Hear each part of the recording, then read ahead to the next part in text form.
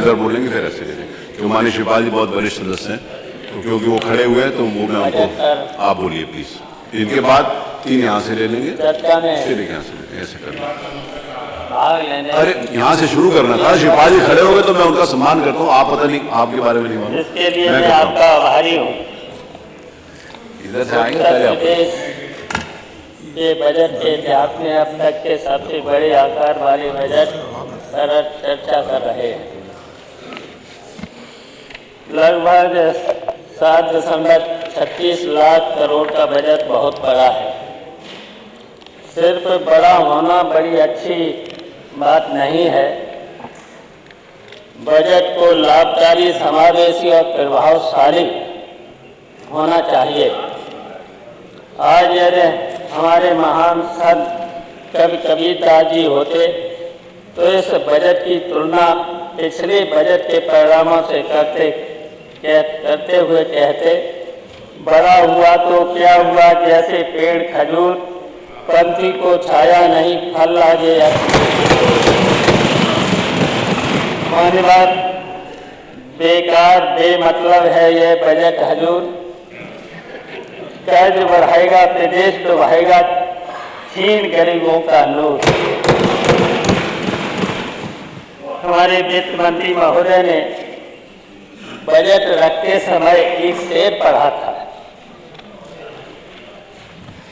हौसले दिल में मचलते हैं, आंधियों में चिराग जलते हैं।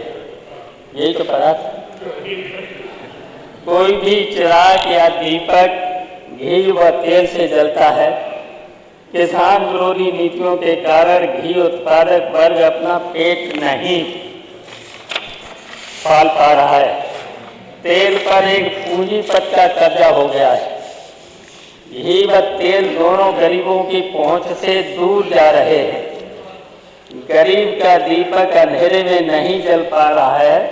वित्त मंत्री जी आंधी में चिराग जला रहे हैं। जनता भी एक शेर पढ़ रही है, कैसी मसाले लेके चले तीरगी में आप, कैसी मसाले लेके चले अंधेरे में आप, जो रोशनी थी भी वो भी सलामत नहीं रही। हिम्मत से कहो, सच तो बुरा मानते हैं लोग, रो रो के बात कहने की आदत नहीं रही। महोदय, प्रदेश के इतिहास का यह तब तक का सबसे बड़ा यह बजट छलावा है। आंकड़ों और अफसरों की बाजीगरी है। महोदय, मर्यादा पुरुषोत्तम भगवान राम के प्राण प्रतिष्ठा का आयोजन हुआ, अच्छी बात, लेकिन राम मंदिर तो पड़ाव है। लक्ष्य राम राज्य की स्थापना होना चाहिए। काश आप पूरे प्रदेश को अयोध्या बनाने और पूरे प्रदेश में राम राज लेने का ख्वाब देखने वाला बजट प्रस्तुत करते। महोदय, गोस्वामी तुलसीदास जी ने रामचरितमानस में राम राज के बारे में लिखा है, देहिक देविक भौतिक तापा, राम राज नहीं कहूँ व्यापा। मानस में तुलसीदास राम राज के बारे में लिखा है, राम राज में किसी को भी दैहिक यानी शारीरिक कष्ट नहीं था। दैविक आपदा भी नहीं कहीं पर आती थी। भौतिक यानी आर्थिक मानसिक कष्ट नहीं होता था। तुलसीदास ने लिखा है, अल्प मृत नहीं कहूँ पीड़ा, सब सुंदर सब ब्रज शरीरा। आज अस्पतालों में रोज लाशें निकल रही हैं। एनसीआरबी की अनुसार सबसे अधिक अल्प मृत उत्तर प्रदेश से दर्ज हुई हैं। अध्यक्ष महोदय, असली राम राज लाने में यह सरकार पूर्णतः विफल है। महोदय, माननीय अध्यक्ष जी, अब हवाएं ही करेंगी रोशनी का फैसला। जिस दिए में जान होगी कोई दिया रहेगा।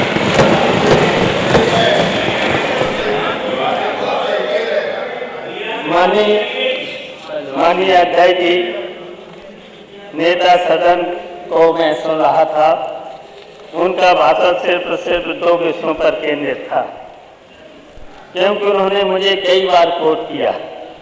इसलिए बोलना अनिवार्य है। पहला अयोध्या, जिसके चौमुखी विकास की गाथा उन्होंने सुनाई और ये भी कहा सपा के लोगों ने अयोध्या की तरफ ध्यान नहीं दिया। तो अयोध्या में हुए हमारे समय के काम, समाजवादी पार्टी के समय के काम, भजन स्थल के निर्माण का कार्य समाजवादी पार्टी की सरकार में हुआ।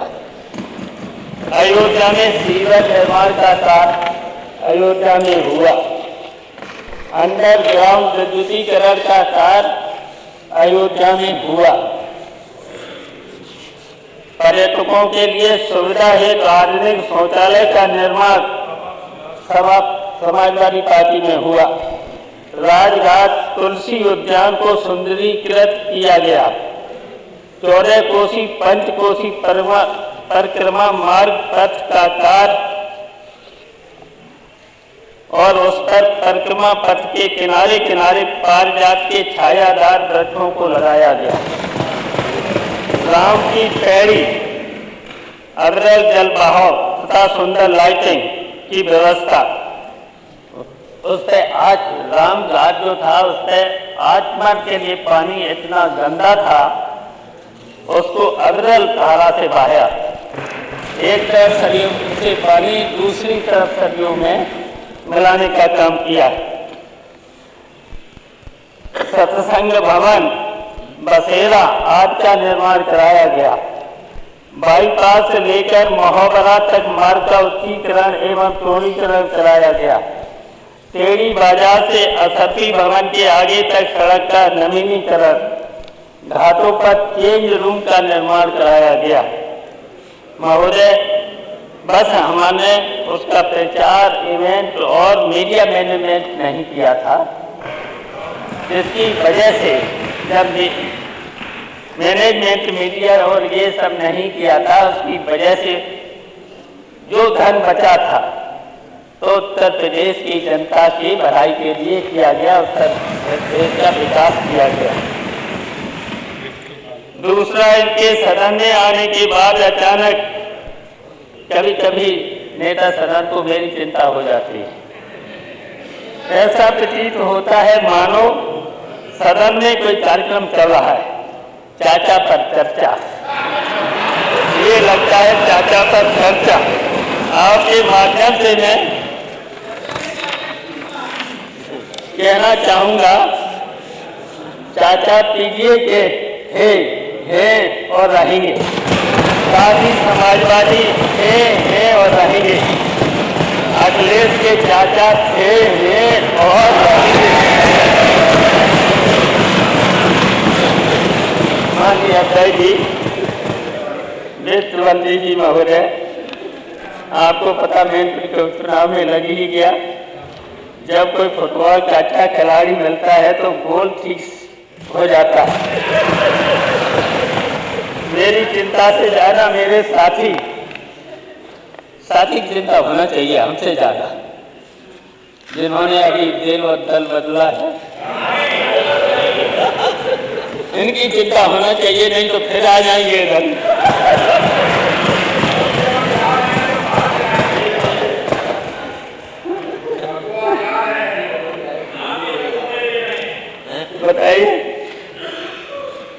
बताइए, इतना भय कि सब जगह चाचा को ही ढूंढ रहे हैं, सूची में नहीं, यहाँ नहीं, वहाँ नहीं। अरे जब चाहूंगा, जहाँ चाहूंगा, जिस सूची में चाहूंगा वहाँ हो जाऊंगा। क्या की चिंता, आप लोगों के विश्वास की चिंता।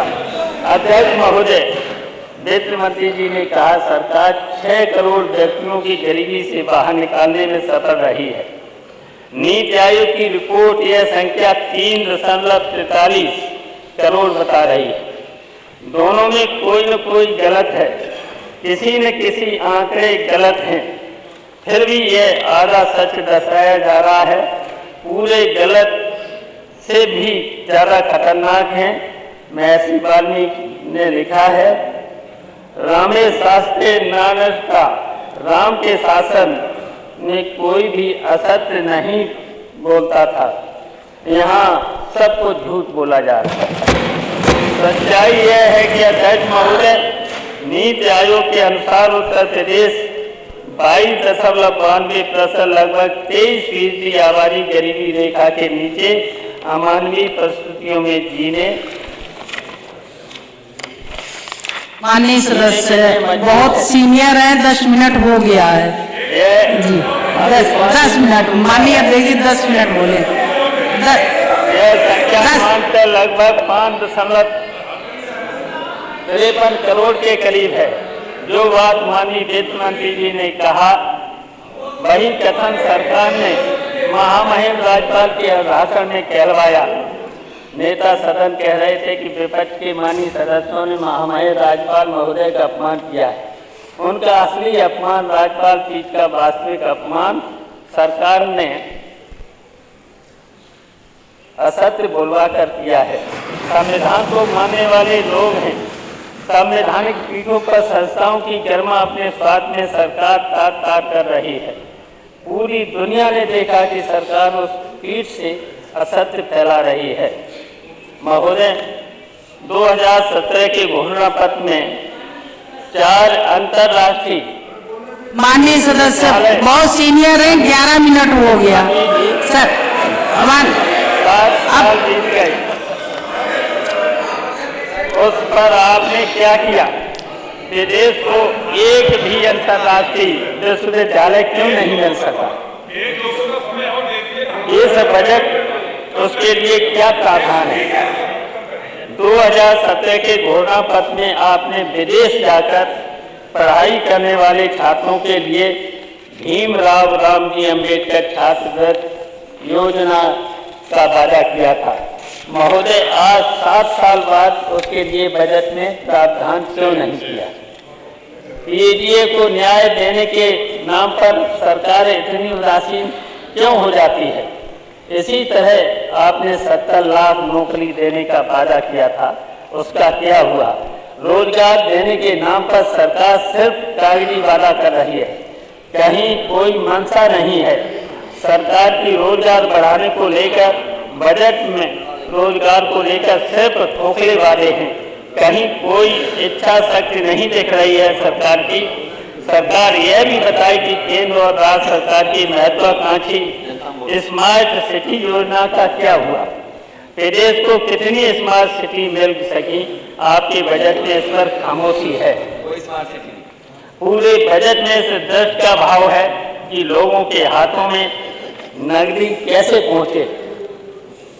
एमएसएमई और बड़े उद्योगों का फायदा प्रदेश की जनता तक कैसे पहुंचेगा?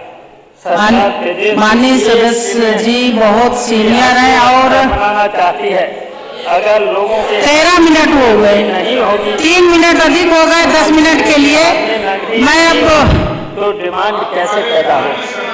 और बिना डिमांड पैदा हुए अर्थव्यवस्था को गति नहीं मिल सकती। तो 2 लोगों का काट ऐसे में लोगों को काम के बदले नकदी दीजिए, किसानों की उपज का बढ़िया दाम दिलवाइए। अगर इतना आप कर सके तो अर्थव्यवस्था को गति मिल जाती। उत्तर प्रदेश में जब हमारी समाजवादी सरकार थी तो माननीय सदस्य जी अब बंद करिए। आप प्रदेश में निवेश आए और लोगों को पलायन से विधायक पीयूष रंजन निषाद जी, रोजगार के अवसर विधायक पीयूष रंजन निषाद जी, मैं बंद कर